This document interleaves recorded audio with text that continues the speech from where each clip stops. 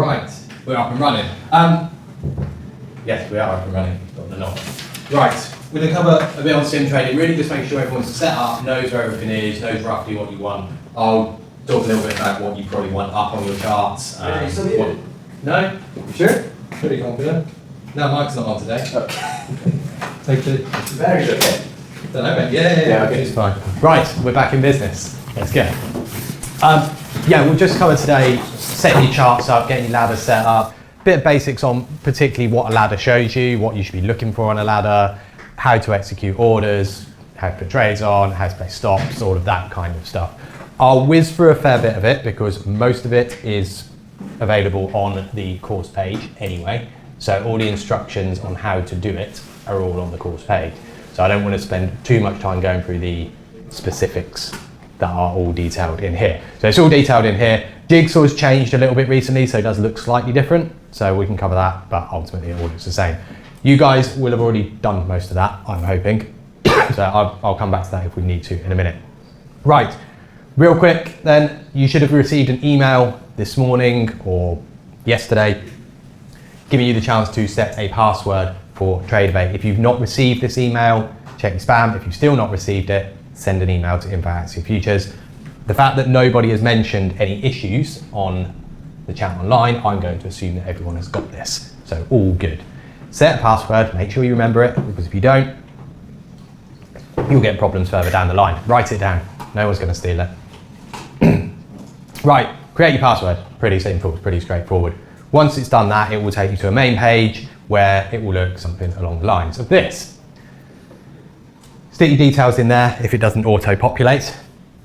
Click simulation, don't click replay. We will set up replay in week 3. If you try and click replay now, it will get really confused. It will probably say purchase anyway, so don't bother clicking it, but it will all get very confusing and it will turn into a mess. Don't click replay, don't click live. We're not gonna fund the money for you to go wild on live straight off. So get on sim and it will take you through then to the main page. Oh, first up it will do this, the non-pro certification. Pretty simple, you're not pro. Look at it like that. If you're not sure, then the answer is you're not. Unless you definitely know you're professional, you're not. Put your name in, put the date in. That's the date today, not your date of birth. That's a mistake I made. Sign it. You can download it if you want, just to prove you're not pro. Don't see the point in that. Right, once you get onto the main page, it will probably not look like this and it will come up with like a default number of charts. Personally, just get rid of them all. You're always going to do well with charts if you start from a blank canvas, because one, you then work out how to do everything. You work out how to get your charts to work, what they do, easy ways around stuff. So if you've got here and you've not yet looked at any charts or got any charts up, sorry, I just seen a message.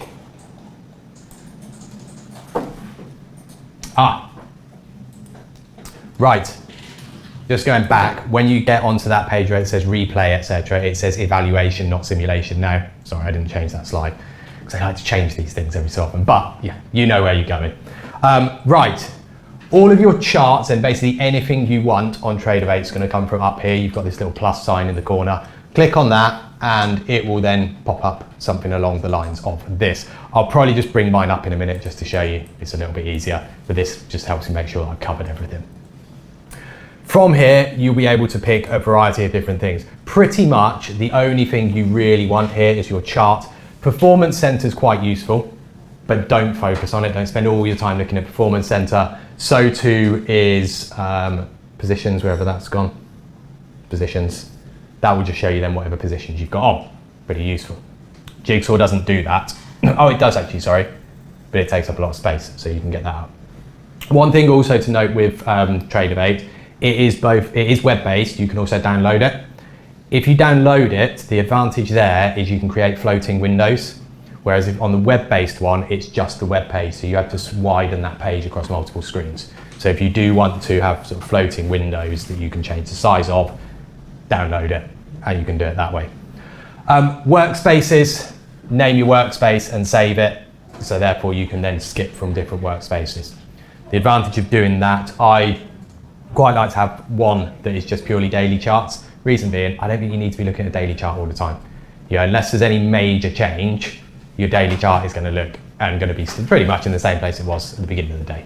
we can't get weekly and monthly charts on Trader. It's not. Possibly not. No, to be honest, I can't think the last time I've looked at a weekly or a monthly chart. Yeah, I don't need to know what happened 4 years ago. Like a monthly chart, you're going to be able to see up 2020 very, very easily. What are you really gaining from it is my view on it. You know, you've probably got 3 levels on a monthly chart that are all probably 5–10% away from where you currently are. I don't think you're gaining much from it. So weeklies maybe. Just the open and the close would be interesting. What, from a month or a week? No, I wouldn't bother personally. I don't think you're losing anything. You know, like I said, I don't look at a daily most of the time. You know, dailies for me is something you check it in the morning. I'm interested in what the candle shape is and whether you're outside of the previous range you're trading in. You know, if you've done something like this recently and you're trading here, well, if yesterday's candles are, I don't know, whatever shape you want to call it, in the middle of that range, well, nothing's changed. That's still the low of the range and that's still the recent high. I'm not gaining anything from looking at that all day. You can write down whatever level that is in that one. Until it goes beyond them, your daily chart doesn't tell you a great deal of anything, maybe that level. But that, yeah, so I wouldn't bother too much. I wouldn't worry about weeklies and monthlies. Right, the way to get any of these up on your screen, click on it, drag it, so sort of hold the click down and drag it, which will then pop it up onto your main screen, but obviously it's then going to ask you what market you want it to be. I'll give you an example, it's probably easier to look at it like that. Right, here you go. I put a few charts up just to make it easier to illustrate other stuff. If you left click, chart. This is why I was saying if you download it, it's easier because it auto fits them, which is a little bit annoying. But you drop in there, as soon as you drop it, it will ask you for a symbol. So this way, type in whatever you want. I can't remember if Tradeovate. Yeah, so if you just start typing anything, in fact, that might be interesting. Oh no, it doesn't seem to want to do that. But you start typing anything you want, it will either give you the contract code or it will, you know, possibly just find the market anyway. So if you start typing S, it will find S&P for you. You've got the whole contract code list, but type whatever you want it to be. CL, make sure you pick the right contract month. If you're unsure, they're pretty much all Z at the moment, but if you're really not sure, go on CME website and click on quotes and look for the one with the most volume. That's the one you want to be trading. Click on that, select, and it will bring up a chart. The problem that it does is it defaults adds all of this rubbish. You don't need that. The reason you don't need that is if you're looking at a ladder, you know the price, you know what's bid and ask, you don't want to be trading off a chart, so you get rid of all of that. Oops. Where's it gone? Get rid of contract details, it just gives you a little bit more space. You can keep it on bar chart if you want, most people go candlestick.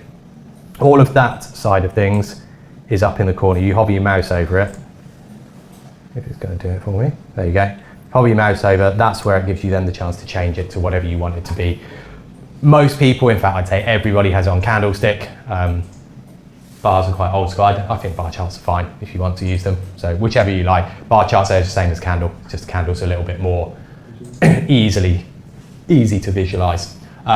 So that's how you change all of your charts. Standard charts are pretty straightforward.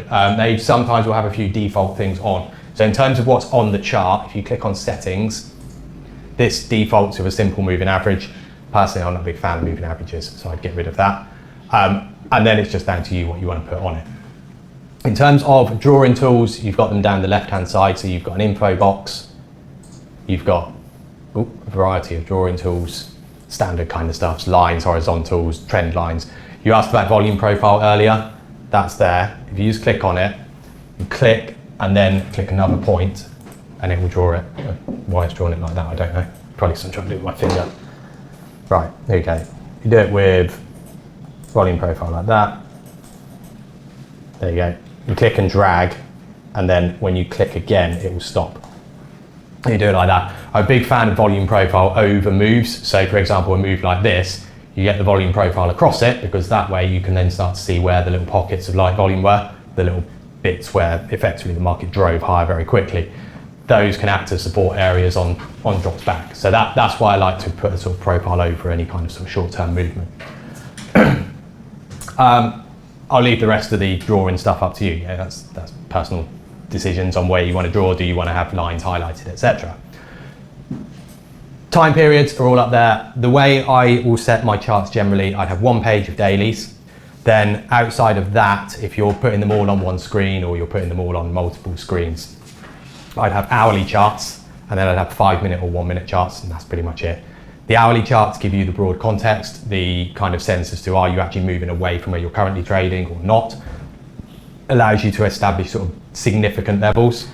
5-minute charts, 1-minute charts are there to help you with execution, to decide precisely where you want to get into a trade. So that's the way I set it up like that. I don't then have a hourly, half an hour, 15 minute, 10 minute, 5-minute.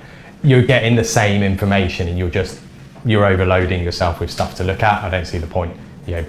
There's two things. You want a big idea of what's going on and you want a place to execute trades from. So 15 minutes, the way I kind of change these things up is if it's getting particularly busy, I'd go to a 15-minute and a 1-minute instead of an hourly and a 5-minute. Things get quieter, you might even go to an hourly and a 15-minute. I'm not a big fan of 4-hour charts personally. So I'd always keep it hourly. Right, so that's that part of it.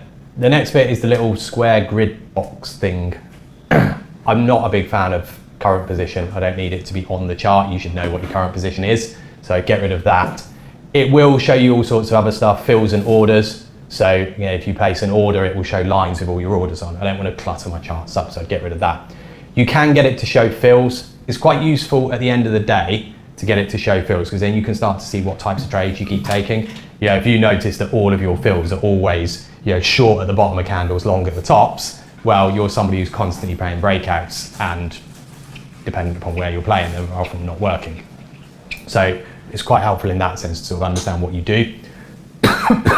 The trade lines part of it, I'm a little bit less enamored with, because the trade lines, it works basically, if you say buy, buy, buy there, and then you sell, sell, sell, it will line them up like that, which is a little bit frustrating. So you end up with this kind of messy web of lines. The way I try and sort of think about any trade is that's your average price, that's the average sell price. Just worry about it like that. No matter how you add those numbers up, you'll get the same result whichever way you do it. So I would get rid of show orders as well. You go back to this, the other things that it doesn't default on there now anymore, which is quite useful. You can have the day volume profile, which I think is quite useful. So it then shows the volume currently on the day. So that will then, particularly if you're looking at say something like S&P, excuse me, it will show you the volume since the Globex open. So you get effectively the overnight volume before the main open. So that's quite useful. I'm quite a big fan of that one. I don't want market depth because you can see that in the price adder. The only other things that you've got that you can kind of fiddle with is the continuous auto fit. Personally, I like to have that on candle charts and off on everything else, just so that your candle chart doesn't disappear off the page. So have it on continuous auto fit on candle charts and just make sure that whatever the lowest point is on your chart stays on the screen, and the highest point, you don't end up with your charts just getting squidged. Or sorry, not getting squidged, just disappearing off the screen. If you do it with a footprint or a profile though, it messes it completely up and you can't see anything. So have it on for charts, off for everything else. There you go. Outside of that, that's about it. Color scheme, if you want them in a different color scheme, again, you can play with that. You can turn it to a light color scheme, so it's a white background rather than a black background. And then you can go into fiddling with the colors on everything if you really want to. Right, so that's chart settings. Anything you put on your chart will then come up in this bit here, so I'll come back to that. So if you want any kind of indicators on it. In terms of indicators, I would have volume on every chart, and that's a pretty straightforward one. Personally, I prefer to change the colour on it. Blue. There you go, so you got volume, that's pretty self-explanatory. Number of contracts traded per candle, I'm sure everyone knows that much. I don't then put any of the other things on. If I'm going to put a moving average on, the only moving average, I'd have an EMA moving average, so an exponential, on a 20 period. Generally, I'd only have that on a 1-minute chart. The reason for having it is, let's say you're on a move like this, you're in that move, on a 1-minute chart, it will sit above that moving average. Once it starts to go flat, it gives you a way of then getting out. It gives you a way of staying in the trade, basically, not talking yourself out of it too easily. So you can get in, get your 1-minute EMA on, and then just sit through it and let it go. Useful thing to have, but yeah, I would probably only have that on a 1-minute, not the rest of them. Don't know if you'll be able to see that on a 1-minute. Oops. Also, with moving averages, don't worry about them when the market's sideways. You use them when it's sideways, you end up in all worlds of mixed signals, and you start reading too much into it. But that's the kind of thing you're using it for. If you play the breakout here, it keeps you in the trade rather than you talking yourself out because it's slowed down and pulled back there. You know, well, put your stop behind the moving average and carry it. Yeah, you're never going to get out of the top, but no one ever is. But if you do get out of the top, you've got lucky. That's the way to try and think about it. Other indicators, the only other one is the volume-based. Volume-based indicator, and I'm looking cumulative delta. We'll talk about delta later on during the week. Delta is really useful because it gives you a bit of insight into the volume. What delta splits is it looks at the net number of at-market buy versus at-market sell. So, you know, for every buy there's a sell, of course, but it's whether somebody met the offer to buy or whether somebody came and met the bid to sell. So you're getting what it gives you is a sense of sort of aggression, of willingness to try and, or willingness to pay a higher or lower price to get in. That's what you're interested in. We'll talk about that later on in the week. It's probably of all the indicators, my sort of favourite indicator out there. What I would just say on it is it's not the be all and end all. An indicator is never going to make a decision whether you should trade. It enhances an idea, it supports an idea. Don't look at it as going, oh, delta's gone up, I must be buying now because everyone else is. Delta going up when the market's going up also indicates everyone else already has bought. Do you really want to be buying anymore? So it's useful, you know, if you've got in on this move here and you see delta running up, good, that's what you want. You want people going with you. What you don't want to do is see it go up and then buy it up here because, well, everyone else has been buying. Yeah, they have. But the more people who've bought, the more sellers there are because they've all got to sell to take their profits. Right. Any of these indicators that you then put on, if you click on the little cog, you can then edit them. So if you want your cumulative delta to show up in different colors, any of that kind of information, you can add it or you can change them on there. Final thing on settings, if you click on the actual contract, this then allows you to change your session times if you want to have different session times. Whilst this does 24-hour, I still think, unfortunately, what Trade8 does is then starts at the beginning of the day, i.e. midnight. Globex opens at 11 PM UK time, so I would have this set and actually custom do it and set it to 11 o'clock. Do it 11 till 10, that's when Globex is open. It shuts at 10 to settle trades, margin calls, all of that stuff, and then reopens at 11. So if you do it like that, your sessions will work out better. Or they'll work out as they actually are rather than it starting, say, counting your volume on the day from midnight or counting your delta from midnight. It will count it from when it actually opens. But outside of that, yeah, that's all you need. Oh, also, on your volume profile, it may end up missing some part of it if it starts on a 24-hour clock. So change it like that. Final thing then, and I do this with whichever market you do the first one, get it set how you want it, get all your colors how you want it, the things that it has on it how you want it. Then what you can do is if you click on this final template list, you can save your template, give it a name. Then when you open up another market, you can put it onto that template so that then it has all the stuff on it rather than you having to go and re-add it all onto another chart because that will get tedious very, very quickly. Right, I'll make sure that we've covered everything on there. So yeah, new charts, getting those up, that side of it. Templates, how to change everything. I can send all of these over as a PDF anyway so that you guys all got them. Different price level settings. That's one thing that I didn't put on, the price level settings. You can get it to show you the previous highs, previous lows, midpoints, opens, closes, all of that. Again, I don't think you need all of that. You can see, yesterday's high is no more important than the most recent relevant high. So you can see those on your chart. You should know what yesterday's high is anyway. When you do your prep in the morning, you should know where yesterday's high and lows were. Right, session times, different tools, all good. Just make sure that I've covered everything that I want to cover on it. Right, next bit is then creating TPO charts. So we'll do TPOs, then we'll do footprint charts. One thing that it may well do, when you click to change chart on there and click TPO, it might say that access is denied on it. This is all to do with the fact that Trade8 got bought by Ninja. So they then basically created two products. You pay more for the Ninja, which has it all, TraderBait's cheaper. They've sorted us out to do it. So if you click on it and it says access denied, click refresh and it will refresh the page and you'll be able to use it. Same with bid ask volume, which is their footprint. So yeah, if anyone is having that issue, do that and it should sort itself out.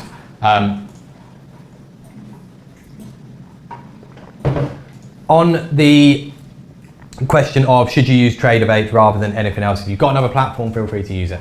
The reason that we use TraderBait is to push the data for your price adders on Jigsaw and also for replay. So if you've got charting package elsewhere that you want to use, go for it.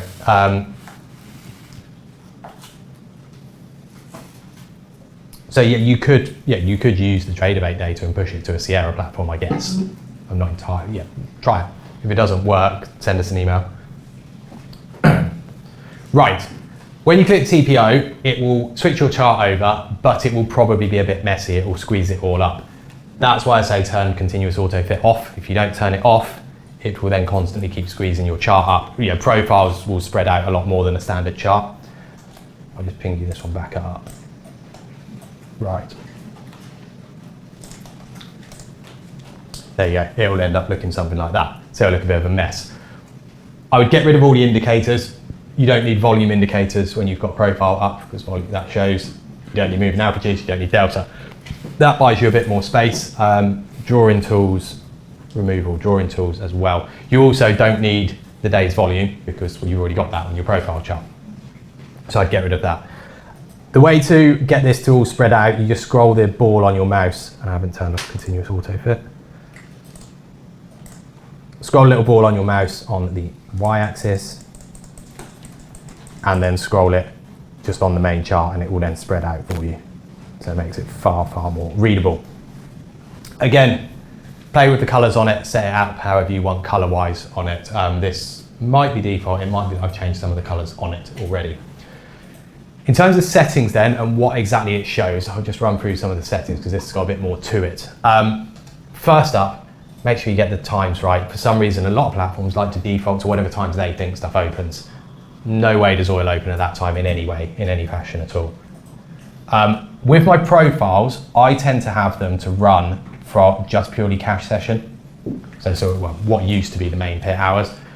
So if you're trading WTI 2 p.m. until 7:30, these are usually quite easy to work out if you're not sure of them or you haven't looked at the sheet. If you get a 1 minute chart up and look at the volume on a candle chart, you will see a very notable spike and another spike at the end. That's basically the open and the close.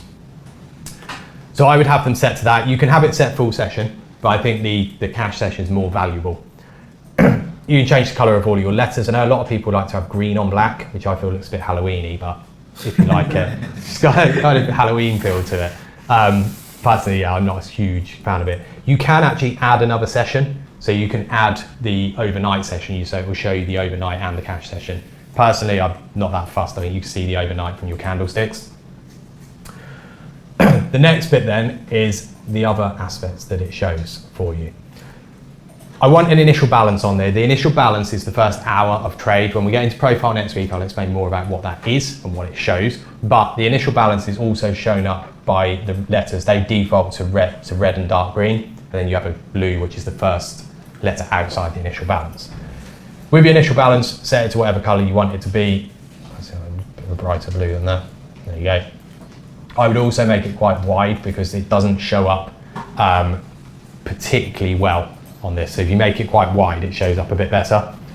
The other thing you've got is extensions of initial balance. I don't think you want 150 and a 200% extension personally. Don't mind having the 100.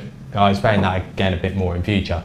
But as a general rule, if you've got a large initial balance, which is slightly subjective, but noticeably bigger than recent ones, you don't expect the market to go beyond 100% of the initial balance. Oil's quite good for that. So get that bit up. If you stick that on, then what you've got is that's your initial balance, the bright blue, and then that's your 100% extension in either direction. So that's what that will show you. So it just gives you a bit of a kind of guide as to how far you might expect it to go if you've got a particularly large initial balance. You know, all of these, none of them have even reached it. And then on that one, at least it was directional and quite large, still doesn't reach the end of it. Right, so that's your initial balances. Next bit, it splits the value areas in two ways, or splits what it's showing in two ways. So you've got the TPOs, which are the letters, time price opportunities, which is a weird way of describing half an hour, but that's the way they describe it. So you've got the point of control, which is the point where the most letters are, so theoretically the greatest amount of time on the day, and then you've got the value area as well. I would have it done as a highlight and drawn as a bar. Again, you can make that bar a little bit wider if you want. With the point of control, I would extend it. So the idea here is that it will extend that line until it's touched by by the next day. So you can see where the market hasn't traded. That's all that one's going to show you. It doesn't show up particularly well, particularly bold. That's fine. I don't put too much weight on the letters. Originally, the letters were the main thing before you could start to overlay volume, because it's very hard. When it originally turned up, people were drawing this by hand. You can't draw the volume by hand. You can't tell what the volume is. If you're just standing there on a pit watching, you're not going to be able to keep a track of all the volume traded. So it was all the letters, and the idea being that more letters in one place, so yes, more time there, people are happier to trade there. Now that you've got volume, this to me has so much more weight because, well, this shows you what people actually did and where they've done it. Again, change the colors however you want. Well, the way it works is the top color is the total volume, and then the color underneath is then your value area. So the value area being 70% of all the volume, or sort of the middle distribution of it. Again, point of control, you can get that to extend. I usually have mine in pink. There you go. Just makes it a bit brighter and easier to see. There we go. Have that in pink. Value area the value area color is then what affects this darker bit here. Again, we'll go through what the relevance of a value area is, why you care about it, what the extremes of it show, different types of value area, etc. next week. So you can get that up. You can get it to highlight. Opens and close are well worth having highlighted. What it doesn't do is highlight them in particularly good colours. So try and highlight that bright, but it comes up as a kind of opaque little marker, not the easiest to see. Right, you can have a midline as well, whatever you want it to highlight. Decide for yourselves whether you want it to show that or not. That is pretty much it, but yeah, go and have a little play with it. Change the colours yourself and it will show up. So there you go, you've got the point of control, volume point of control in pink, and then it extends. If it's not been touched before, you've got the point of control in this kind of mauve colour down here. That's not point of control. No, that would be the midpoint, the mauve one. And then you've got the red bar that's there as your value area from letters, but I'm really focused on the value area from volume. So that's got pretty much everything you'd want it to have on it. And like I say, I'll explain the relevance of each of those different points next week. But for example, today, what you've got is we're currently trading up here. That little yellow marker shows you where the current trade is, and then you've got the little yellow marker there. It's easier when it's on the screen to see where those are. What we've done is we've opened gap up. We've traded currently back onto the top of the last 4 days. It's pretty good to go up now. As long as it doesn't fall inside of yesterday's range, quite hard to see this not going up. So particularly, okay, you've got 20 minutes. If I was trading this, I'd be really hoping it stays still for about 20 minutes so that you can buy the break of the initial balance. If that stays nice and small when it doesn't move, play the break, you've got quite a lot of open space to get back to where that gap down was, so sort of 72.92. I'm not saying it's straight lines there, that's going to be a bit of a longer move, but I think you have got, not far off 200 ticks of open space to the upside there. That's what I'd be looking for at the minute. Richard, quick question if I may, just around liquidity of buying a breakout there, is that you're not the only person in the world seeing that. Yeah. And in something like oil, it's not the thickest market. Nope. How does that typically work out from an execution point of view to say, hey, I like this trade idea, but actually everyone else is waiting on this, 1,000 people across the globe are looking at the same thing. How does that then play out to how that execution works out? Well, I'll get the ladder up if it gets near there. But main thing I'd be looking to do is you want to be ideally getting in as it approaches the high. Yeah. If it's got a change of pace as it approaches the high, I'd like to get in there because you've got more chance of getting in. Even if it jumps through the high, like you say, I'm not the only person thinking that. If it jumps through the high, there's then an element of you going, well, if I think there's 200 ticks in this to the upside, I don't mind paying 10 ticks over the high to be in that. Yes, it's not going to be nice if it just flicks and rolls back, but I'd prefer to be in for what's there than not in because I wanted to try and be perfect. Yeah. So yeah, ideally you want to be the person who hits the offer through the high, but you've also got to accept that you're competing against a load of other people probably going to try and do the same thing. That's fine, in my view, if you've got the scope of a move up. If you're just going to try and play the break the IB every day, that's where I think you come unstuck, because some of them have not got anything on offer. Yeah, I wouldn't want to do it the other way though. I wouldn't want to sell the break of it down there. So I think you're running the risk that you sell it right into support and people just sit below it and buy. So it would only be, it's a one-way street in my view, but I'll try and keep an eye on it on my screen. If it gets up there, we'll try and have a go at doing it. And then you've got that 71. That's the only danger in my view. Well, I say the only for a very, very quick look at a chart. It could jump, hit 71 and roll back. I think that's the risk you've got to look at and go, it's probably worth taking, because if it doesn't fall back from 71, it's then on its way. So again, I wouldn't mind being in and kind of accept that it might roll back on me because the upside is all there. If it does, it does, but I think it's worth the risk. Right. Yeah, you've got a lot of space in that. I think it's a good one. Ideally, you buy the gap fill. Would have been the perfect scenario. But we weren't there watching that. Right. So that's profiles. The next thing then is footprints. Footprints, bid-ask volume, same story. It may well say access denied, refresh, it will sort itself out. When you first put footprint on, it will look a lot like that. First thing I would do is change the time setting. I always put my footprints to range, not time. The problem with time, like particularly if you have it on a half an hour chart, all a half an hour chart ends up being, if you look at it on time, is essentially just the volume profile. And it will just show you where most of the volume is. Because over the course of half an hour, it's a pretty fair guess that this is not traded in one direction. It's traded up and down and up and down. So it's not really telling you anything about where it's turned and what happened when it's turned. It's just showing you that, well, there was lots of volume done in different areas within that period. So I do always have it set on range. You're going to have to play with the ranges for different markets. You can't have them standardized. You know, if you put it on a 12 tick range on the Bund, you're not going to get much value from that because 12 ticks could be half an hour, it could be an hour. If you have it on 12 ticks in NASDAQ, it's going to be printing new bars constantly. So have it set to wherever you feel is appropriate for that market. With oil, I'd go 8 to 12. So if you have it on 8, in fact, actually looking at that, I'd probably go 12. There you go, you have it on 12, then you can see a little bit more. The next bit is then settings. Nice bit with profile and footprint is you don't need a load of indicators on it.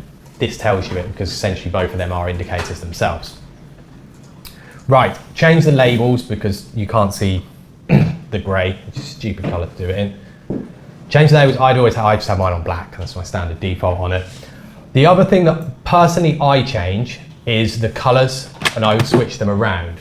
I get what they're doing with its red is where people have bought into the offer. My view is, well, that's somebody buying, so I want to see that as green. That's my personal interpretation of it. So I'd always have them switch the other way around. And then that one is red. There you go. The other thing is have it on constant width. I don't really know what the opaque volume does, so we'll get rid of that. Put it on constant width and then it looks a little bit more readable. You can see it far, far clearer than the little shapes that it has. Far better to see it like that. The other thing that you can also set is you've got the bid-ask volume. If you change that to imbalance, it doesn't change the numbers on the chart. You can then change this number up. So what this will do, excuse me, what this will do, and I'd usually have that in sort of a brighter colour. What it will do is show you across, if you see what I mean. I'll try and explain what I mean there.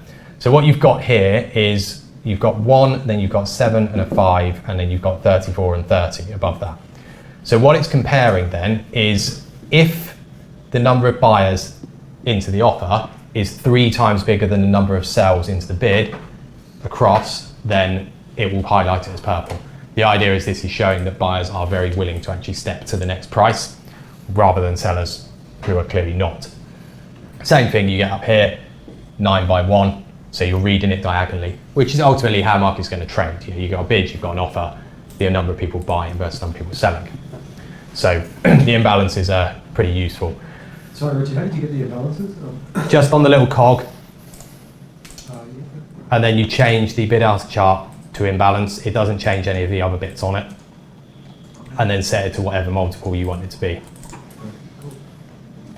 So yeah, the whole concept of what a footprint is showing you is just the willingness of people to buy or sell. So what it doesn't show you is resting orders. So you see here that 13 lots are sold into the bid. What you don't know is whether that bid consisted of 14 lots and is now just one, or whether that bid consisted of 100 lots and is now 87. That's what you don't know. But it doesn't show the imbalance, right? You highlighted in purple. Does it show? Or maybe I can't see it. It's a big goal, but Here, 19, 11. so the 90, that would be an imbalance because that's, No, I need to say, does it highlight it on the on trade weight? Does it highlight the imbalance or no? no, Okay. no, it will just highlight it by the number there. Yeah. Okay. No, so there you go, trade down very nice and easy, so you would assume that there wasn't much left on that one. The whole point of footprint though is to show people's willingness to pay a tick higher rather than wait to get their bid filled, or sell a tick lower rather than wait to get their offer filled. So it gives you a sense of aggression. One of the really useful things you can get if you go onto here, and you'll need to, no, not on that one, indicators. Order rejected. Oh, Sorry. sorry. If you go and explore community indicators, it will give you all manner of different stuff, anything you can think of. If somebody can program it, they've got it. What I've done is gone on there and searched for volume delta grid. Volume delta grid will give you that. So then it shows you cumulative delta per var, volume per bar, day cumulative delta. So it just gives you a quick, easy way of seeing that throughout all of these recent bars, there have been more at-market sellers than at-market buyers during that period. But that's then going against what you've had on the previous ones. So helpful to see, just it as a way of just sort of being able to track what's going on. I'm quite a big fan of having that up. I'm not too worried about what the average bar is because, well, the problem with anything that shows an average, unless you know how it's calculating the average, it's reasonably irrelevant. Is that the average of the last 10, 20, all the bars? Who knows? So I wouldn't worry about that. Sorry, Richard, what was that indicator called? It's called volume delta grid. Yeah, Thank you. there you go. So yeah, volume delta grid, very helpful, worth getting that up. Outside of that, there's not that much more to have on a footprint. My view on what footprint's really useful for, if you've never used footprint before, or you've never used a price adder before, footprint's really, really helpful for understanding a price adder by being able to see what just happened. The hardest thing with any kind of price adder is once it's happened, it's happened. You can't remember that, that's what you could, but you're not be able to remember everything that's gone on. So if you're looking at it thinking, oh, it looks like there's some absorption there on the ladder, you'll be able to see it on the footprint as it happens. The other place I really like footprint is probably not what many people do use it for, when markets are very quick. If you get a piece of data comes out, for example, and you'll be able to see it, if you get an oil footprint, put it up tomorrow for the data at 3:30, it will jump up and down. And so if it's on a 12 tick range, it will print loads and loads and loads of bars really quick. But what you'll be able to see is they will probably all drop to a similar point very quick, which is quite hard to see on a ladder really easily. Then it allows you to get your orders in, and you'll be able to find those little points where you can scalp 10, 15 ticks off a level. You can just get your footprint up, put it next to your ladder, and then it'll flick down to those points. That's what I think is quite useful. What I wouldn't do, and I think this is the problem with footprint, or the problem with the way people perceive it, is people perceive this as the way to trade or your reason to trade. The problem with footprint, of course, is anything you see on here is what's just happened. Somebody just bought 12 lots. Does that mean they're going to buy any more? You don't know.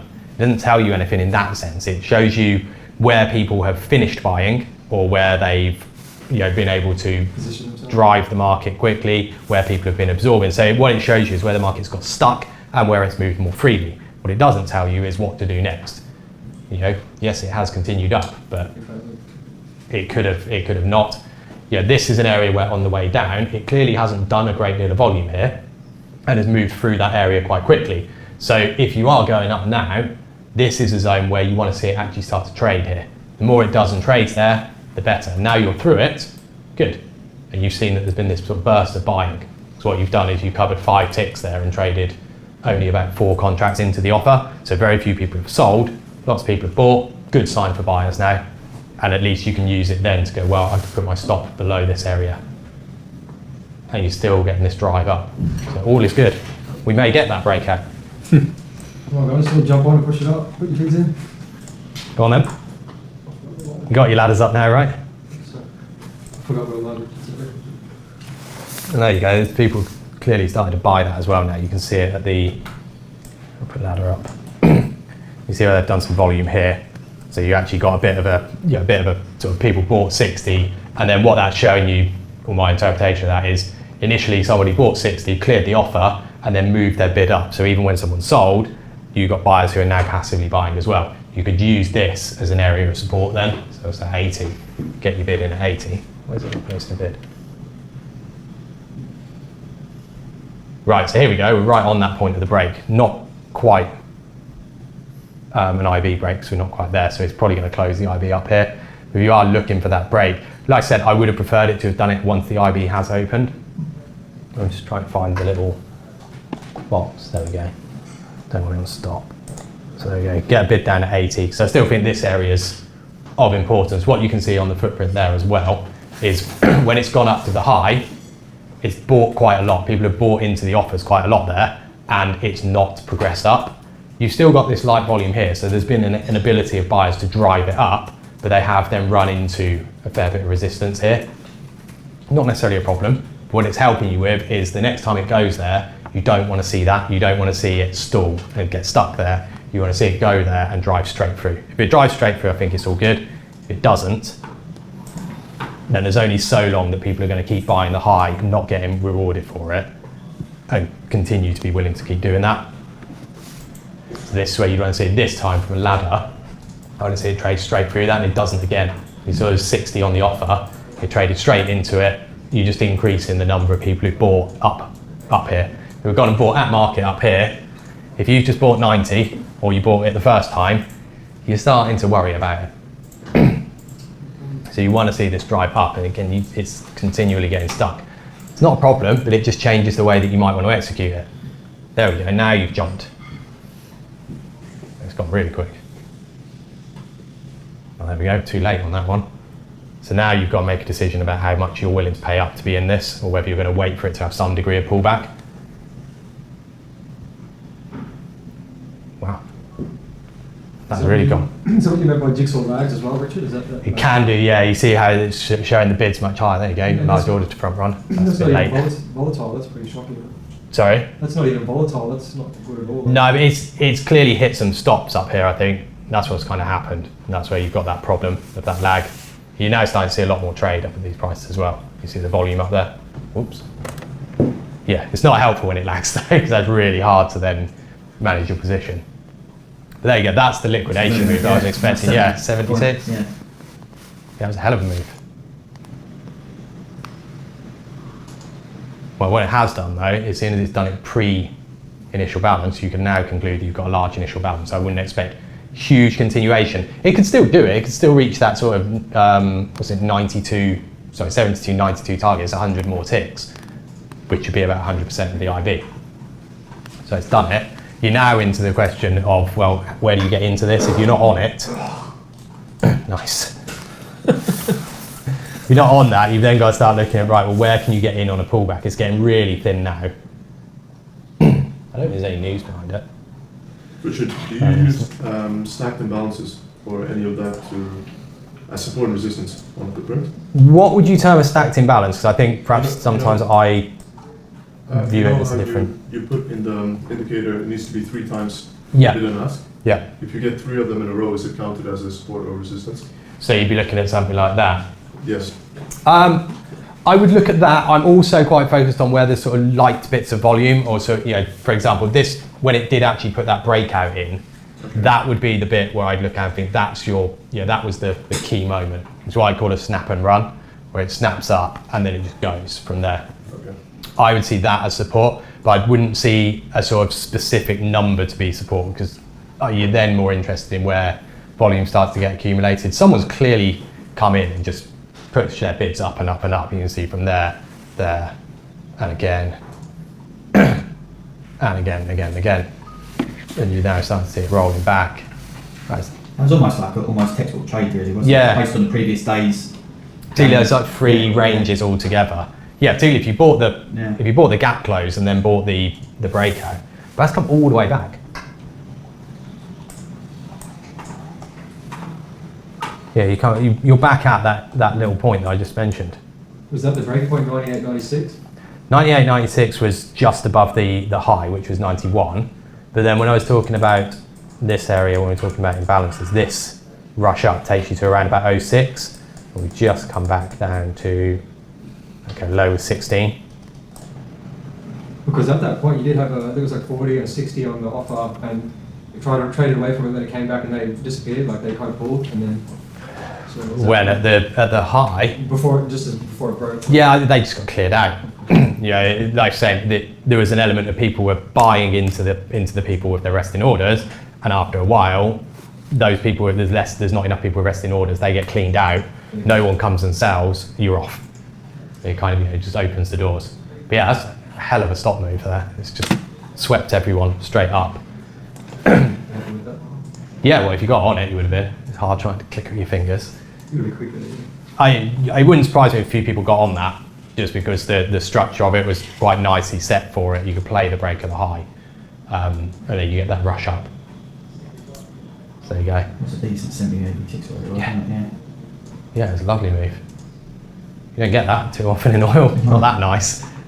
This is viable. Like price is. It's on a sim so that I can just demonstrate stuff, because I wouldn't be not concentrating if it was actually real money. So, oh yeah, guys. Shut up. Yeah, you probably want to buy it here. Let's have a go. But it's come down again. You're now starting to get a sense as to where the support's coming in. It's in your teens area. You then have that light volume from 90 to about 05s, 06s. So I kind of be looking and thinking, well, anywhere down here is pretty decent support. Yeah, you shouldn't expect it to drop below there. It's now just a question of, if you're buying that and expecting a break of the high, it's not going to happen quickly. Yeah, if I'm buying that, I'm thinking somewhere up here where it's clearly done a lot of volume, could be the point that it's going to reach back up. You'd be looking for stops below sort of 96, 95, 96. I think, yeah, if you went back below that area, yeah, you've got to think all the people who've dived on this in the teens, mid-20s are all going to panic below 95, 90 area.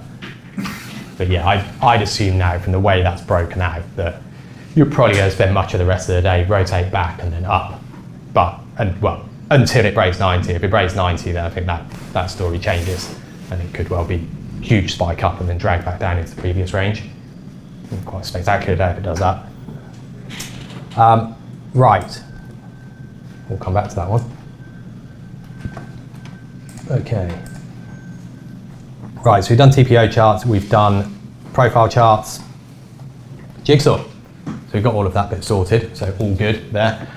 Right, with Jigsaw, the way you need to start this, for anybody who hasn't,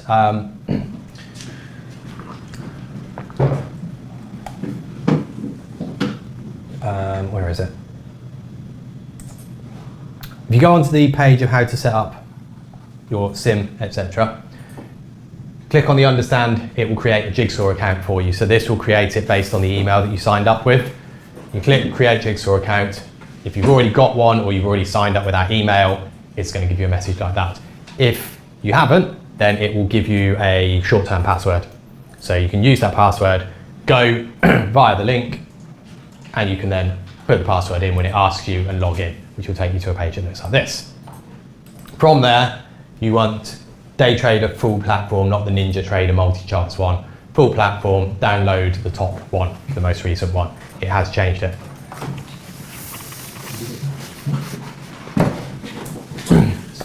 So, once you've got to here,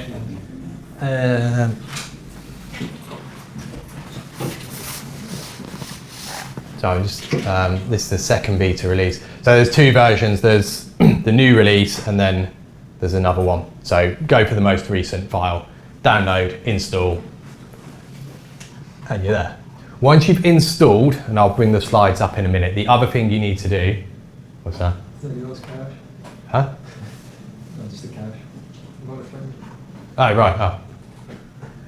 Licenses, click on licenses and click on full key. You want to copy that.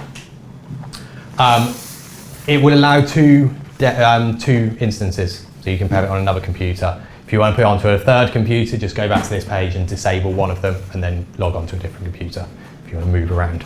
But it will allow two. As I say, click on that, copy your lifetime license unless your memory is spectacular. And from there, then once you've downloaded Jigsaw, you can open it.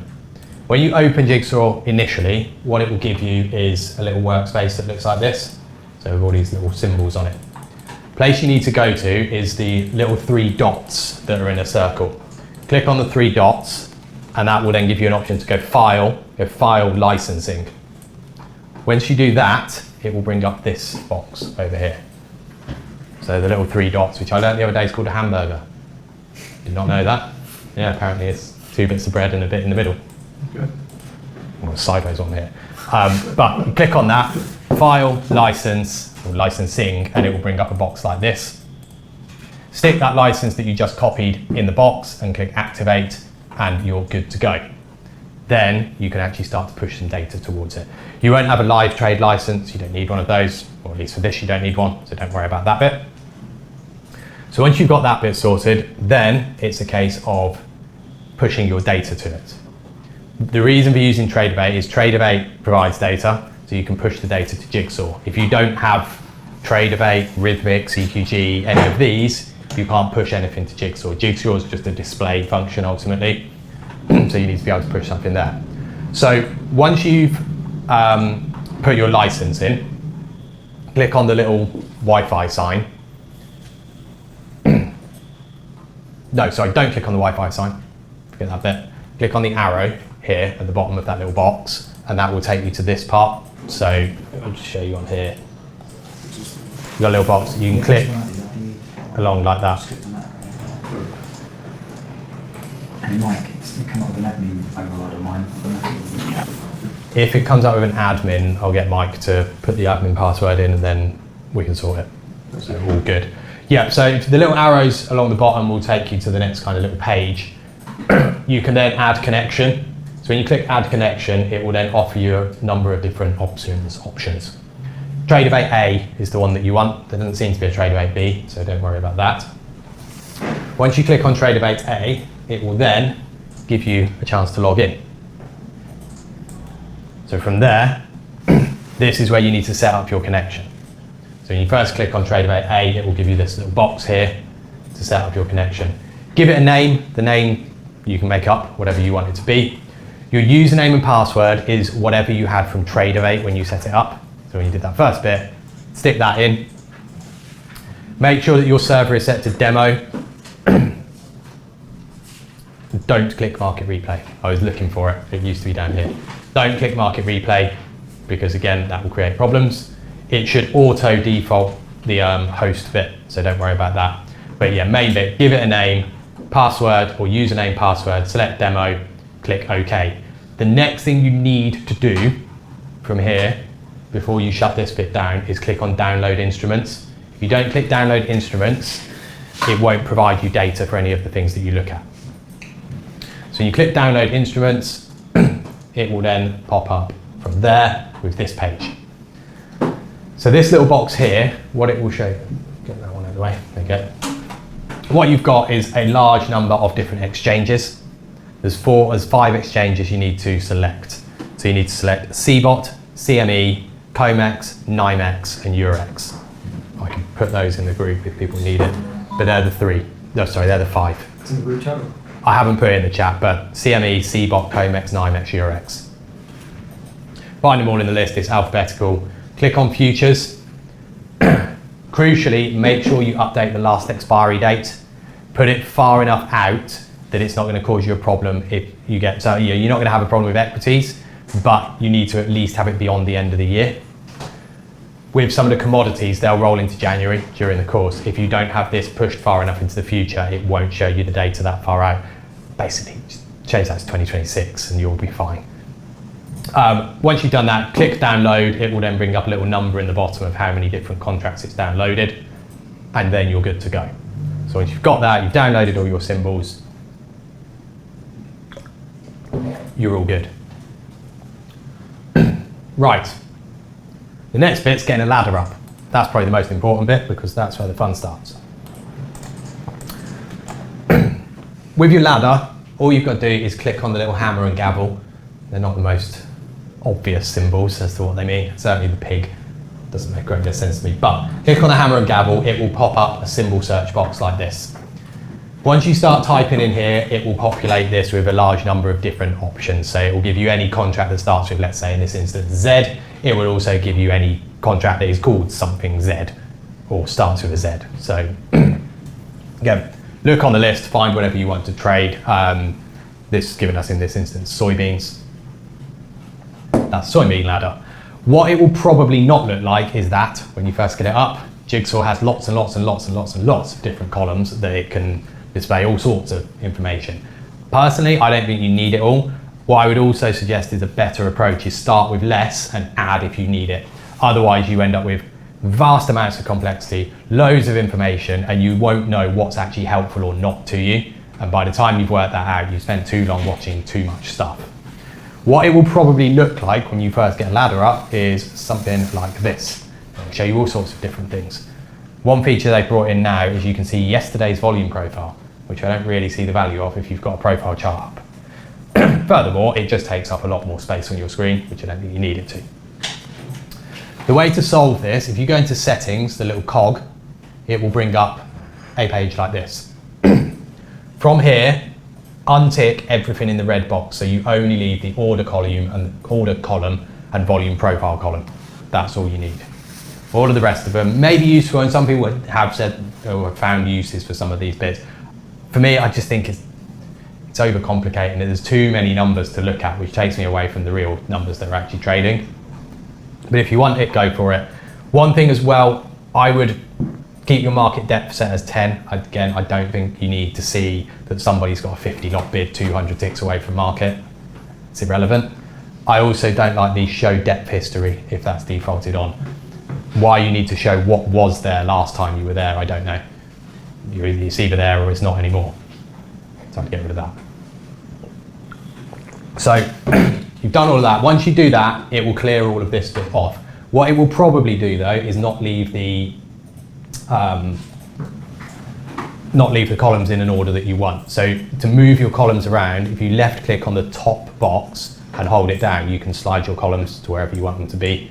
So personal preference, I've always had them traditionally set like that with the bids on the left, offers on the right, volume profile to the right of that. Mostly because I started with TT and that's how they default it, and there isn't enough, or there wasn't another way of seeing it. So I've always viewed it like that. I know that some people nowadays have the price to the side and the bid and offer right next to each other. It makes it easier to click. I think it also makes it easier to fat finger as well. I don't want to kind of accidentally click buy when I want to click sell because my mouse is slightly moved across the line. So having that price column in the middle is pretty helpful. So that's what I'd want to get my ladder to look like on the whole. The other thing that you do want to change on there, or make sure you've got on there, whoops. You click on appearance. I'll just bring this one up for you. Actually, I've done this already with S&P, so I'll bring that one in. You go in settings and click appearance, last traded quantity. I want that on. If you don't have last traded quantity, you just see the numbers changing on the bids and offers. The last traded quantity is arguably the most important thing on there because this shows you what's just traded. It also gives you a sense of pace. If that's moving quickly, people are getting on with trading. If it's not moving very, very quickly, then it shows effectively the energy's falling out of the market. It's also a helpful one in terms of, let's say you've got these 100 lots up here. When it gets there, what does it trade into them? Does it trade 20 and they disappear? Does it trade all 100 of them? It gives you that sense of size that people are willing to trade, speed with which they're willing to trade as well. That's the stuff that you're really interested in. So make sure you've got that clicked. The other thing is to apply the LTQ color setting, or in this instance, not apply it.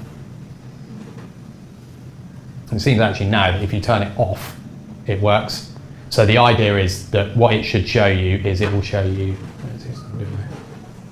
there you go. So you see it flashes red, then grey, or blue, then grey. The red is the first trade at that price since trading a different price, and not the first trade of the day. You don't see it very often because it will trade very, very quickly. But if someone sells, and let's say it's a red 50, you know that the first trade has been someone selling 50, it's quite significant. If it's a red 1, it's not, or blue 1, blue 50, whatever it is. There you go, there's a 1. And then the grey will just be an accumulation of trade at the same price. So it shows you how much is getting done at one price without any kind of movement. It's less significant in something like the S&P, which moves a lot more, but you see it in something like T-note. I'm just seeing if anything's really showing anything like it. Something like T-note, you can see it just churn up like 2,000 contracts at the same price. So people just sell, sell, sell, sell, sell. So it has a little bit more relevance there. With something like S&P, NASDAQ, oil, all of those quicker ones, I'm more interested in the sort of flow of where it moves. You know, where is it stopping? Where is it moving? Where is it stopping? You can see this has slowed down a lot. From when I first flicked it up and you were trading up here, it was quick. There was lots and lots and lots and lots going on. It's backed off and now it's slowed down quite significantly. That's then the point where you can sort of go, okay, there's nothing going on at the minute. I can step back from this. You're not gaining a great deal of information. A lot of the time, the biggest thing that or the most important thing you want to be looking at is the change of pace. It doesn't have to be that it's always fast or always slow. It's the change of pace that really matters on it. But in terms of info from the settings part, which comes from the little cog, the only other bit that I'd be interested in is shortcut keys. One thing I didn't mention, set your first ladder up, and again, like the Trader 8 ones, get your one ladder set exactly how you want it. If you want to change the colors, you can do all of that in appearance. Select the columns and then change all of the colors. So you can change all the colors, fonts, size of fonts, all of that. Get your shortcut keys done, but set all of one of them up so that when you open a ladder, it reopens the exact same format as the others. Main shortcut key that I want is the auto center all windows. What I don't want, and I think it comes in parameters, the auto center button or the auto center function. What this does is once the market moves X number of ticks, it auto recenters it on your screen. The problem you have with that is when you're trying to trade something that's moving quickly, it moves and then auto centers. So whilst you might have been trying to sell, it auto centers back down and then you place your order up here. It's the last thing you ever want. Take that oil move just then. If it was auto centering, it'd move up, you think great, sell it there, and it auto centers down and you miss it. Get rid of that, it's one of the worst things that you can have. I've always had mine set as spacebar. If you click on any of these features, so these are shortcut keys, click on it and click change. Then what you do is you press the letter or key you want it to be, so you press G or you press space. Oh dear, don't want it to be G space. There you go, set it to space and it auto changes to that. This means when you press spacebar, all of your ladders will recenter. Really useful. I would try to not recenter ladders too often. If you don't need to, don't recenter them. That way you get a good sense as to the way they're moving relative to each other. If you start seeing that all your treasuries are moving up and all your equities are moving down, it gives you a little bit of a clue as to what's going on. So try not to recenter too quickly. What shortcut keys are the elite traders using? Are they using position sizing? Like quickly change from a 50 lot to a 10 lot? Or? Position sizing, a lot of people will have multi-button mice. So they'll then have numerous buttons that will be set to different quantities. That's the way most people have it set, just done like that. Some people have got macros programmed, so you can program your, if you've got a multi-button mouse, like a gaming mouse, you can program each button to be a 1 lot, 2 lot, 5 lot, 10 lot, etc., etc. And that's what the pros are doing? Or? That's what most people do, yeah. And you'd have one to exit your positions as well, surely? Don't have an exit all button. Okay. The problem with an exit all button is it just hits market across everything. Oh, just like for the one singular market, just in case of emergency, give that stop. What emergency is there that you can't just click out anyway? And if you can't click out, well, you're in trouble, whatever. So I don't think those kind of things really help you that much. In most cases, a button like that is probably going to give you an adverse feel. The market suddenly moves and you go, oh no, click out. Well, it's just suddenly moved. It's unlikely to stay there. You almost don't want to panic. If you have a button like that, you're long, it shoots down, you end up selling the low for the worst loss you can get. It's the wrong psychology to have, I'm guessing, yes. I think so, yeah. It's trying to mitigate something that is, one, highly unlikely to happen, and two, is not particularly controllable if it does. I wouldn't want that feature there that you could hit it. Also, I'm sure this probably wouldn't happen now. I remember it happening to a trader where they hit it and it didn't trade them out, so then they hit it again and again and again and it didn't, and then it basically logged all of those and flipped their position over. So again, I wouldn't trust it personally as well. The other button though, cancel all button, is useful. Because let's say you're in a position, you've got various other orders in the market, news comes out that's against your position. What I don't want to be doing is going deleting all those orders. Cancel all button just cancels those, then and deal with the trade that you're in. That way you're mitigating that risk a bit. I've always had that as escape. Again, it's just something that was always set on TT. It was just escape cancels everything. You can fiddle with all manner of different things on here. There's tons and tons and tons of different ones. So you can have it set so you could change the order quantity. You can do it like that if you want. The one thing it doesn't have, and I think even TT's taken this off now, is execution parameters. You used to be able to set, I don't know where that ladder's gone, I'll use this one as an example. Just like that. You used to be able to set a little box above the bids and a little box below the offers, like that. And you could set how far away they were or what prices they were at and move them. So that if you decided to hit market, it would hit market up to there. So that if you got, say, trading data, you could basically say, I'll hit market up to a limit. Whereas if you just hit market, it will buy whatever price it can hit. If you have the little parameters there, you could then keyboard trade. You can still keyboard trade on here, and you can do it. On that note, Richard, can you also highlight how you got prices highlighted there? I think I've seen people on TT highlight random prices that they've had you can do areas of interest. You can do it on Jigsaw. I can't remember how to do it, but you can actually. Column you can write in text against it. Yeah, you can manually. You have to put. You need an extra column up, but you can manually put that in. Can you do it without the extra column? Just highlight the ladder. Don't think so. No, but you can also load up things like yesterday's volume profile, point of control, maybe high and low, yesterday's high low close stuff as well. No, right, nice I would get that to highlight on. Just be nice to highlight the price. It would be. But what can you do? What can you do? As I said, once you've set one up, click on default. Figure doesn't work. And save it, just so that becomes your default settings. Otherwise, you're going to go fiddling around with all these things again and again and again, and it gets really tedious. Right, so that's all your ladders to set up. Default it. Next thing is what everything means. So with any ladder, we just got filled on that oil one. That's annoying. Straight down. There you go. It's not looking great now.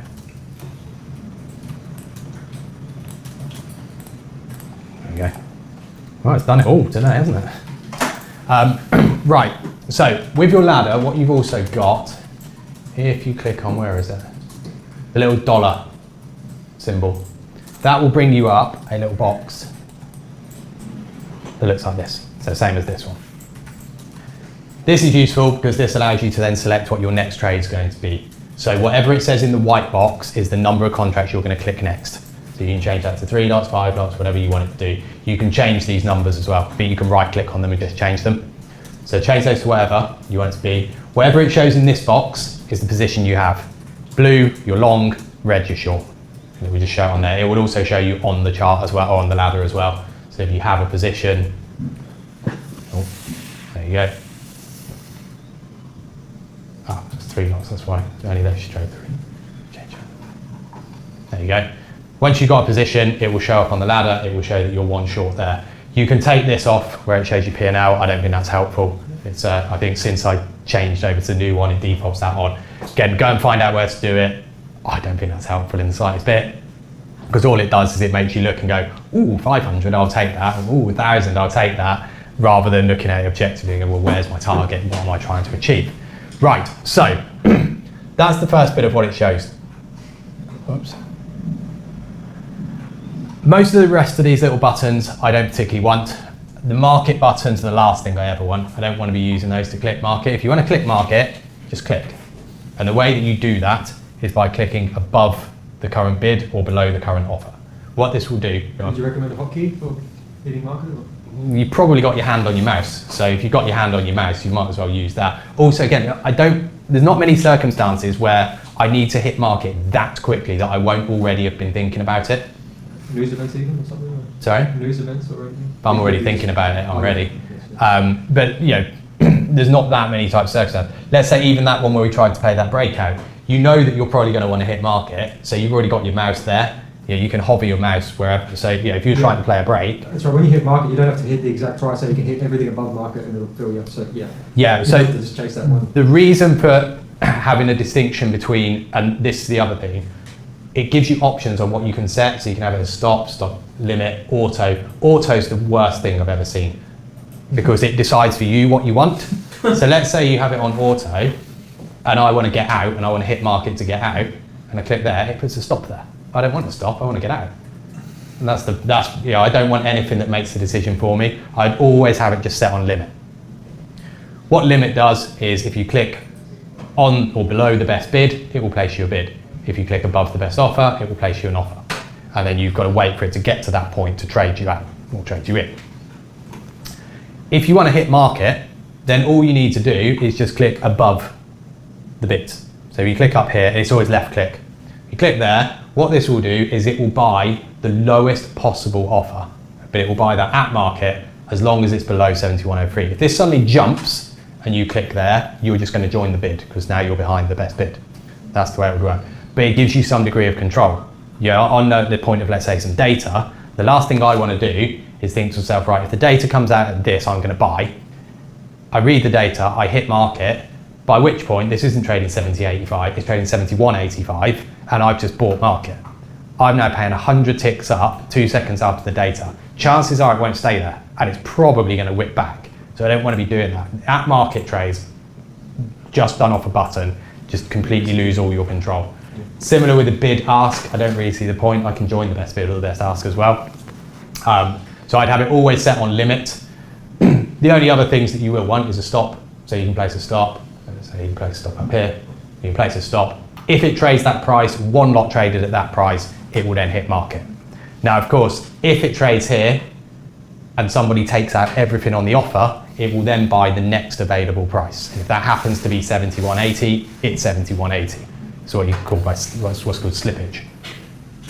So you can change that, and you can put this as a stop limit. What stop limit allows you to do is then select the number of ticks it will pay to get you out. The danger of a stop limit is that if, let's say, you set it to 5, so that takes you to 14, if someone takes out everything on the offer, it just places a bid at 14 and it won't get you out. Helpful in some circumstances, not in others. So you've got to weigh that up yourself. I think with something like oil, a standard stop is fine most of the time. Unless you're doing it on a specific level. If you're doing it on a big level, more so as a breakout trade, then I wouldn't want to do it. The other thing you can have is stop volume. So you can set a number of contracts. So let's say you set it to 10. What it will do is the stop won't trigger until there's only 10 left on the offer. Again, not massively helpful for things like oil or S&P. But if you're looking at Euro stocks, you 500 bid, the last thing you want is it trades down, someone trades one lot, and your stop gets filled. And so the low of the day is 11 contracts because it's 1 and you're 10. And what's the risk of that? You risk slippage being at the end, or? If you do it on a stop volume, yeah, because someone could just wipe out the last bit. How do you do stop volume? Sorry, Richard? You just set the volume number, so you write in whatever you want it to be. So when you put a stop in, the volume will be whatever you set it to be. I think it's quite useful for things like Euro stocks, T-notes, bunds, thicker markets that aren't going to rush through prices. But realistically, if you're trading oil, it's going to trade through you. So if your stop is at 7, I don't know where the stop went. If your stop's there, it's unlikely that it's going to uptick that and you're the unlucky person whose stop gets triggered because one person upticked it. It might happen occasionally, but not enough to warrant trying to mitigate that. Other stuff, just to explain everything that you see for those who are not too up on their price ladders. Price is down the middle, we know that bit. What you've got here on the left is all the bids. So these are all the contracts that people are bidding at each different price. Same on the offer. Now, nobody's going to get filled down here until the market comes and trades down to that price. Even if you're in the queue here, let's say take it in oil, if you try and sell there, oops, where's that not doing it? Oh, that's a stop. You try and sell there, it will show you a queue position, so Q12. If only one lot trades, you won't get filled. It's got to trade through your queue position or down to your queue position. You can get close to the front of the queue if people pull their orders and then leave you there. You can also, you can also, if you change the quantity of your order, if you decrease it, you will stay in your queue position. If you increase the quantity, it will pull your order and effectively put you to the back of the queue. So just be aware of that. If you want to increase your quantity, you're better off to just add whatever you want to add. So then some of it's keeps queue position and some of it goes behind. To change the quantity, all you do is you click, oh there you go, it's traded me. You click on the left click on it and you can then up or lower the quantity. You can also change the price. You can also drag it. So if you left click on it and move it, it will then drag like that. The worst thing that Jigsaw does, if you click the middle column, it moves the most recent order that you placed, which is a really odd thing, particularly as I always have a tendency for clicking the middle column. If I'm watching a market, I'll just click the mouse on the middle column, and so often it moves orders. Even if you click it to market. Will it close it? Oh, now it's decided it's not doing it. No, it won't drag it to market, but it will, so if you accidentally move it there, it will flick you out, which is really, really annoying. So yeah, try not to click the middle button or the middle column, otherwise it moves your orders around. But like I said, you won't get filled until it trades through the queue position to wherever you are in the queue. Alternatively, like I illustrated, you can hit market. So it doesn't matter how high you click, it will only trade the lowest available offer or the highest available bid. Last traded quantity, as it says, is the last number of contracts traded. All nice and simple there. If you enter multiple times, it will show an average price. So if you buy at 14 and 15, it will show your price at 14 and a half. Each additional add will then move your average price. Obviously, if you add a smaller number of contracts, it won't move your average price as much. So just bear that bit in mind. What it will also do is it will move your average price dependent upon where you get out as well. So if you buy 14, 15 and sell 16, it will then move or sell one lot at 16. So you bought one at 14, one at 15 and sell one at 16. It will then move your average price to 15 because it will get rid of the first order. I don't like, personally, in my view, my average is there, irrespective of whatever I've got left. The market price is the one highlighted in the darker color, right? The column. There. Yes. Well, yeah, it's the midpoint between the bid and offers, yeah. Okay. But yeah, it depends. You know, if so you the queue only depends on if you want to click, for example. the queue is only going to depend. Like, if you join there, you're in the queue. But if you want to buy 12, then it's just at market 13. So yeah, it's going to depend there. In terms of what a chart shows, charts will show the price either based on the current best offer, current best bid, or the last traded price, so the last traded quantity. So you need to make sure you know what your chart shows you. For example, something like maybe Bitcoin might be a good example of this. Your chart might show the price is 20, nothing's traded, but now the best offer is 10. So you're thinking the price is 20, but actually if you want to buy, you can now buy 10. Or if you want to sell, you're now selling 9 or maybe even 5 because of the spread. So you just got to think about that in terms of what your chart shows you and what your ladder shows you. Depends on what the chart works off. Right, that is probably everything I want to cover there. As I say, I can send this over, which I've got an explainer of the difference between limit orders, market orders, stop limits, stop volumes. The only last one is an OCO. One OCO does is its order cancels order. So if you click on OCO, where's my little thing gone? There we go. You click on OCO. What it will then allow you to do is place a bid, but when you click, it doesn't show it. Then click stop, and obviously your stop's got to go on the same side, and now it will show them both. What happens then is if one of them gets touched, or one of them gets filled, I should say, the other will delete. It's really helpful if you're in a position that you want to try and hold and leave, and you're going to go out to lunch or whatever, you can leave it there. The reason for doing that is, let's say you're short, your stop's there, your bid's there. What you don't want is it trades here, gets you out, no position, trades down, and now you're long here and it's trading down, and you don't have a stop in place. So useful if you want to just put a trade on, leave it alone. It's quite helpful as well in terms of learning whether you're actually holding trades to target. You know, put your stop in, put your target in, just leave it. It solves a lot of problems for a lot of people who over manage trades, over worry about trades. Get your orders there, leave them alone. But from a price ladder perspective, the main thing that I'm interested in, I'm predominantly focusing on this area here. I look at the last traded quantity. I look at the pace of things that change. It's gone quite stagnant now, so that's not telling me a great deal. And I'm looking at the change. It's not, if this stays very still and just dribbles up or dribbles down, I'm not learning anything. All I'm seeing is the same kind of stuff going on, and we're trading in a range of 5, 10, 15 ticks. I want to see something change, because if nothing changes in the way it's trading, there's no reason for it to now sort of move directionally. It's just going to stay in the same areas. If it starts to trade a little bit quicker as it moves up, and what I'm looking at there is if you constantly see that the last traded quantity is always next to the offer rather than next to the bid, then that's showing you that people are constantly hitting the offers. Particularly if that's happening quickly, that's showing you there's a willingness of people to keep on coming in to buy or sell if it's on the way down.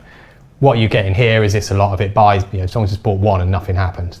We could buy in a little bit, okay, it's moved up. It's still not moving quickly. It's still just drifting around in roughly that same kind of way. It's also not got much flow to it. It's sort of trade, nothing happens, trade, nothing happens, trade. It's very sort of stuttered. That's to me an indication that the market doesn't really want to do much. It's very hard to trade just pure off a ladder. It's really not a particularly easy thing to do. I'll give you guys a chance to do that when we get to ladder week. It is doable and you can do it, but it's not the easiest thing to do. The best way to start with to learn price ladder is to get a chart, pick whatever levels you want to trade, and let's say you say to yourself, right, today I'm going to buy. You've got your various different supports, various different resistances. At every single one of them, buy. So you either buy for the break or you buy the support. This way, you will see what it looks like when it breaks support, because you've just bought, and you see what it looks like when it doesn't work. You see what it looks like when it holds support. You see what it looks like when it breaks resistances, when it fails to break resistances. This gives you a much better sense of what the market should look like at different times, rather than you just trading. You can click around all day long, but you're not really gaining much because you don't have a great deal of expectation of what should happen. If you say, I'm going to buy every support, well, by default, your expectation is it's going to bounce off it. Even if you don't believe it will, you're looking for it to bounce. If it doesn't, then you're now seeing what it looks like when it doesn't work. It's really helpful for the future when you get to a level and you want to buy it, and you genuinely do, and it doesn't look right, because you've seen it before when it doesn't look right. You can go, okay, I'm not going to touch that. Leave it alone, let it do whatever it's going to do. Same with a breakout. What's it got to look like for it to actually break a level? You learn price ladders much easier by doing that than by just trade, just clicking around, because you're not adding any context as to why you should buy, why you should sell. You're just clicking because, well, the flashing lights are on and it's good fun. What I would say first week, have a go at doing it like that, but do trades. And if you've never looked at a price ladder before, and you've never looked at footprint or anything else like that, get a variety of them up and go and look at which ones you like. Because if you look at oil, we've just been watching oil for a little bit, oil's not wildly dissimilar in the way that it moves to, say, something like gold, but it's extremely different to T-note or euro. So go and have a look at different markets. Some people prefer a thick market like T-notes, some people prefer a much thinner market like gold or oil. Look at the way it moves, what you feel comfortable with. If you don't like the fact that in one of these two that you click and you will go onside and you will go offside within a few minutes, it's not often that you buy oil and it literally just goes filled and up, then it might not be for you. If you want a market where you can place your bid and wait for it to get filled and quite possibly it won't even trade through you, then you perhaps look at something like T-note. The downside of T-note, there's a lot of people sitting at 111, 12 and a half who have not got filled. There's only 51 contracts have traded. So there's a different frustration there. You can have a wonderful idea and it goes tick, tick, tick, tick, tick, no fill, and then it goes. So go and have a go at different markets, see how it feels. I don't think there's a right market for anybody, and there's definitely not an easier market. Anybody goes, oh, that market's easy, you should trade that because it's easier. It might be for them. The easiest market's the one that you understand and the market you trade the most. I don't think there's an easy market. Generally, you've got to go and just experience it and see what you like. People differ massively. I would gravitate here and away from here personally. I think the euro is really slow. It looks like it should be quicker because it's a bit thinner. It does have little quick moves in it, but I don't like currencies full stop. I think they're quite skitty. They don't do a great deal, then they do something, and that's it, and there's not much in between. Gold, oil will move quite nice and quick, but they will move in sort of ranges. Same story with, say, NASDAQ, S&P. If you want something that's going to be much steadier and just trucks along, you're going to have to sit in trades for hours potentially in things like T-notes to get 5 ticks out of it. That's fine. It doesn't matter how you do it or what you prefer, but go and find out. Don't get drawn into the same thing that everyone gets. Oh, trade S&P, trade currencies. You know, it was always 5-10 years ago, everyone got told trade FX. Nowadays, everything you ever read is trade S&P. I don't see why you would want to trade one or another. Go and work it out for yourself. So I would get up multitude of ladders, go across asset classes as well. Don't just stick to equities or bonds or currencies or whatever. Go and trade a number of different asset classes. Even if at this point you have no idea about like what drives them, just Yeah. the chart and the ladder. Yeah, because at the end of the day, yeah, even if you don't know anything about what drives it, there are people buying and people selling, and that's what's going to drive it. I think Bitcoin is the perfect example of that. There are prices, there are people, and I don't know why anyone's buying or selling it, but they do, and it moves. If you got a ladder and you didn't tell anybody what the product was or what it related to, and got some people to place some bids and offers, it would trade. Because people would trade it and it would find value and it would find correlation to something. Even if nobody's got any idea what the underlying product itself is, it would end up correlating with something. It'd be a really interesting thing to see. I think Bitcoin's the closest thing to that. Go and have a look at Bitcoin. Get a ladder up of that. That's wild. If you want to see something that is very hard to understand on a ladder, that's crazy. And for the example you're giving, if you've never done this before, with the chart, would you have a 1 minute chart or a 5 minute chart? I'd get, if you want to go and put on a fair few trades, get a 5 minute chart up, mark some levels up, and do something at every level. Even if you look at it and think, I really don't want to do anything here, the P&L is irrelevant. Do something, because then you get a sense as to what it looks like. Yeah, if you're looking at T-note and you're at a level and you're like, this is really dead, I don't want to do anything, put your order in, see what happens. Otherwise, you're never going to experience it, you're never going to know. So yeah, that's what you need to do. So on the calendar where we've got sim exercises, for the first week, I'm not going to give a specific thing. Pick some markets, trade them.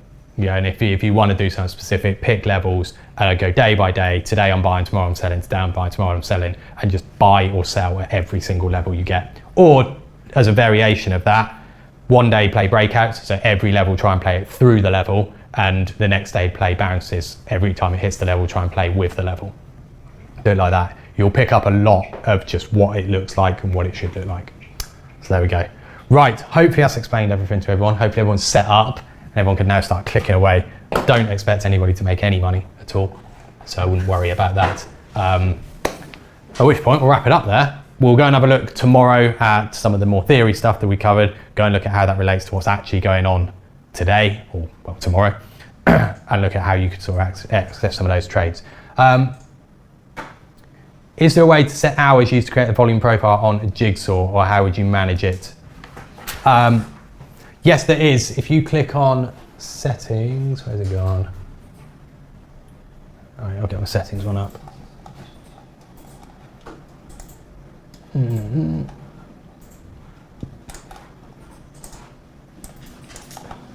Is in settings. Session. So if you do it if you click on session, you can change that to whatever you want it to be. So you can pick it however you want. Yeah, I realised I need to download, I need to... So there you go. Right, on that, I'll wrap it up there, guys. Have a wonderful rest of your day. See you tomorrow.